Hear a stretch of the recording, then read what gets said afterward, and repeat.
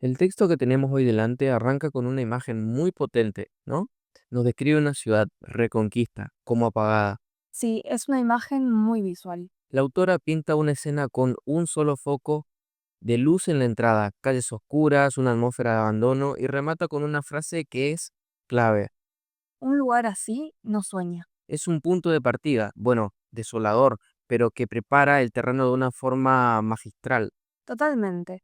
Y hoy vamos a analizar a fondo precisamente eso, el prólogo que se titula El peregrino que despertó la ciudad, escrito por María Rosa Vivaldo, a quien llaman Toti. Pero es fundamental que entendamos la premisa desde el que está escrito y ella misma lo subraya desde la primera línea.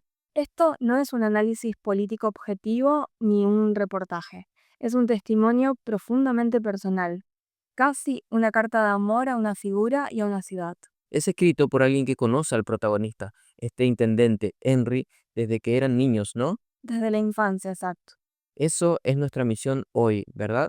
No solo resumir lo que dice el prólogo, sino desgranar sus claves para entender la tesis que propone, Vamos a explorar cómo construye el personaje central esa metáfora tan potente que lo define. la del peregrino y la transformación que, según la autora, este hombre provocó en su ciudad. En fin, queremos entender la historia que se cuenta antes de la historia principal. ¿Y por qué se cuenta de esa manera? Exactamente. Es un texto breve, pero una densidad enorme. Sí. Cada palabra está elegida para construir un relato muy específico de un tipo de liderazgo que, según se nos presenta, choca frontalmente con la política tradicional, Vamos, empecemos por ahí, por el principio. por la legitimidad que busca la autora. Vivaldo deja muy en claro su perspectiva, es única. Hay una cita que me parece la piedra angular de todo. ¿Cuál? Dice, lo conocí cuando todo era simple, lo vi caminar la vida sin máscaras. Es muy potente. Insiste mucho en esta idea, ¿no? En que ella ve al chico que conoció, no al intendente. ¿Qué busca con este posicionamiento tan personal? Es un recurso narrativo muy inteligente y a la vez muy delicado. Sí, Al despojarlo del título, de las responsabilidades, lo que busca es establecer un pilar de autenticidad. claro, El mensaje que hay debajo es, las cualidades que voy a describir no son una estrategia política, no son una fachada para una campaña, son algo que, como ella misma dice, se trae de fábrica. Intenta convencernos de que el político es una continuación natural de la persona que siempre fue. o sea que no es un producto de marketing, sino la manifestación de un carácter que ya existía. Exacto. Y para reforzarlo, añade un detalle que lo lleva a otro nivel. La madre de Henry es su madrina de bautismo. Uf, claro. Esto ya no es amistad, es una familia. Y acá es donde, como analistas, tenemos que poner un asterisco, ¿no? A ver, Por un lado, ese vínculo familiar le da un peso emocional tremendo a su testimonio. Nos dice que no habla de un aliado político, sino de alguien unido por lazos casi de sangre. Le da una credibilidad afectiva innegable. totalmente. Pero por otro, un observador más crítico podría decir que precisamente esa cercanía anula cualquier pretensión de objetividad. Claro, que está pintado del cariño. Es un retrato pintado desde el afecto incondicional, y eso hay que tenerlo presente. No invalida su testimonio, pero sí nos obliga a leerlo como lo que es, una defensa apasionada, no un informe neutral. Un punto crucial. Entendido esto, vayamos a la figura central que construye para él la que le da título a Guigro, el peregrino. Y me llama la atención cómo se adelanta a la imagen que nos puede venir a todos a la cabeza. Dice, no el peregrino romántico de las estampitas, sino el otro. Es que esa distinción es clave. Y a partir de ahí lo define con cuatro acciones muy concretas. Podría haberse quedado en la metáfora fácil, ¿sabes? Pero no, la descompone en un manual de acción. Y, si te parece, analizamos esas cuatro imágenes porque son toda una declaración de principios sobre un estilo de liderazgo. La primera El que se gasta la suela. es universal y poderosa, ¿no? Evoca trabajo de campo, contacto directo con la realidad, el líder que patea la calle en lugar de atrincherarse en su despacho, la antítesis del político burócrata. La segunda pincelada es el que llega primero donde duele. Eso es. Esto ya no habla solo del método, habla de prioridades. Sugiere una jerarquía de valores muy clara. La política debe atender primero la urgencia, el sufrimiento, Ah, no las grandes obras de relumbrón. para la foto, sino las necesidades básicas, las que a menudo son invisibles. Si te fijas, estas dos primeras definen un liderazgo de proximidad, pero las dos últimas definen su carácter, su ética. El que acompaña sin pedir mérito y el que transforma sin gritar.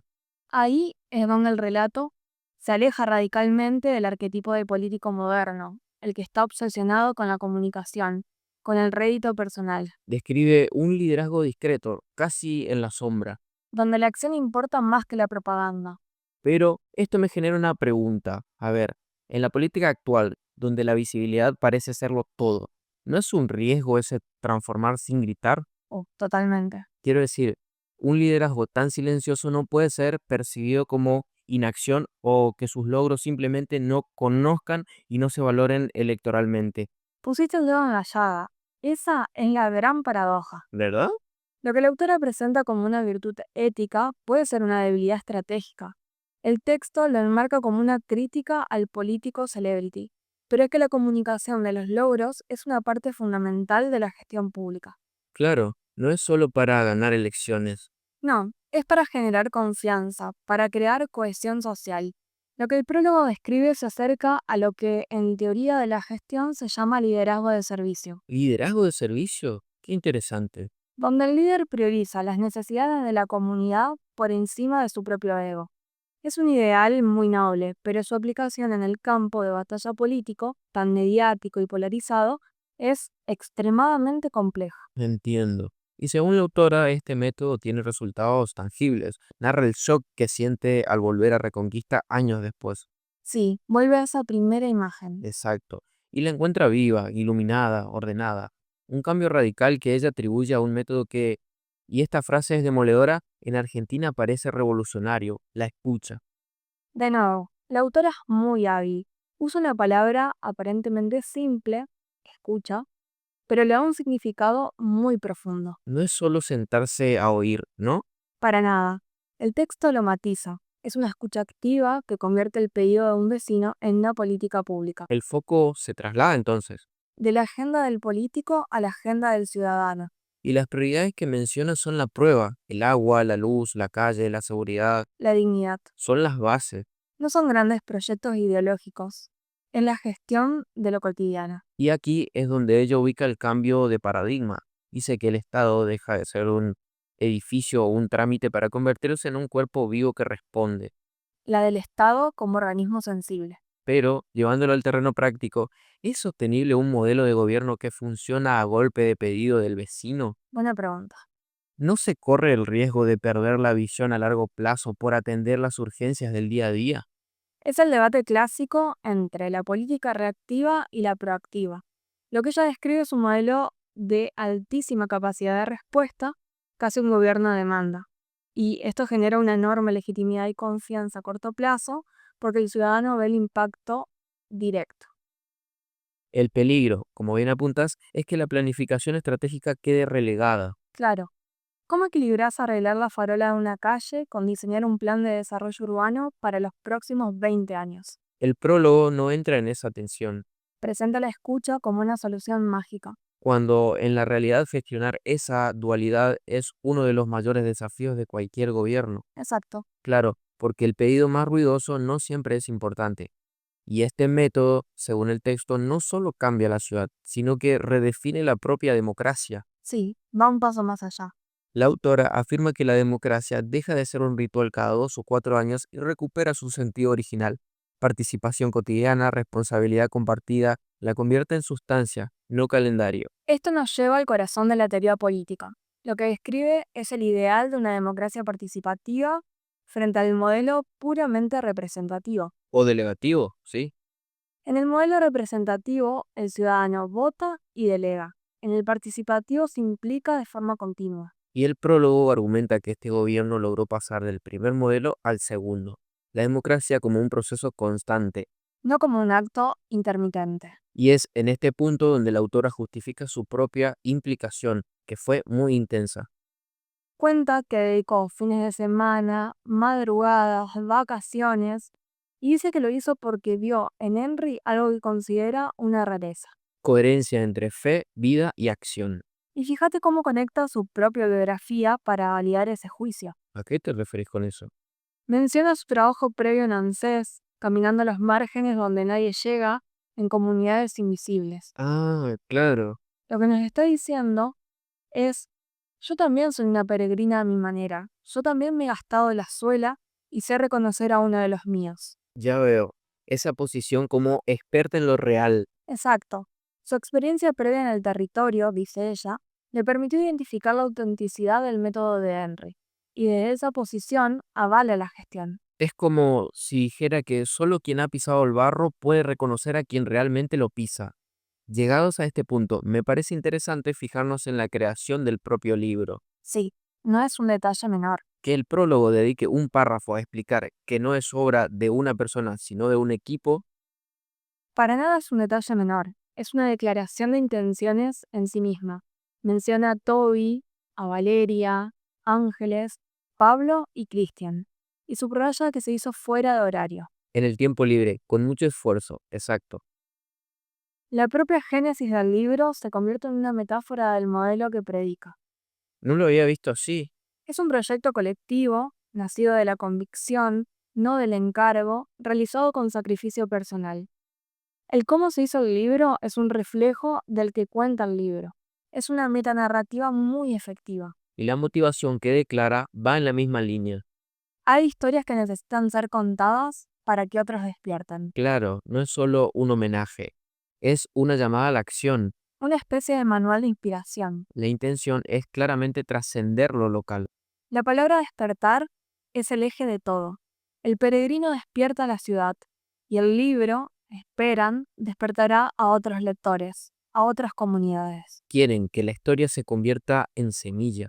En un modelo a seguir, el libro no quiere ser un punto final, un monumento a una gestión, sino un punto de partida para otros. Si tuviéramos que hacer una síntesis, este prólogo nos presenta un relato íntimo, muy favorable de un líder, Sí.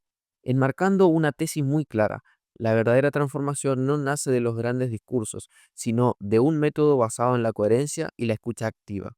Encarnado en esa figura del peregrino. Exacto. Y el final del prólogo resume perfectamente sus intenciones con un propósito triple.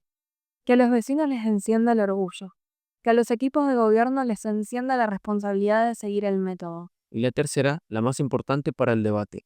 que los de afuera entiendan que este modelo no se observa, se camina. Uf, esa última frase, no se observa, se camina, es un cierre potentísimo. Sí, lo es. Es un desafío directo a los analistas, a los teóricos, a nosotros mismos. Nos dice que esto no se puede entender desde un despacho, que hay que vivirlo. Cierra el círculo de la metáfora del peregrino. El texto concluye con una idea que lo eleva a una dimensión casi mística, ¿no? Totalmente. Que la transformación, como la fe, empieza con un peregrino que escucha, camina y despierta a un pueblo entero. Y es esta la idea que nos deja con la gran pregunta para reflexionar. La que el texto plantea pero no puede responder. Te escucho. El prólogo argumenta con mucha pasión que este método se camina, que está indisolublemente ligado a la biografía, al carácter y al sacrificio de un individuo muy concreto en un lugar muy concreto. La pregunta inevitable es, ¿puede un modelo de liderazgo tan personalista, casi artesanal, ser realmente un manual para otros? ¿Es una fórmula replicable? Un método que se puede exportar a otras ciudades con otros problemas, otros líderes. ¿O su verdadero valor reside precisamente en su excepcionalidad, en ser una inspiración única? La historia de lo que es posible cuando la persona correcta se alinea con el momento adecuado. Más que una plantilla que se pueda copiar y pegar. Claro, el texto lo presenta como un camino a seguir, pero quizás su mayor lección sea que ciertos caminos solo los puede recorrer un peregrino muy particular.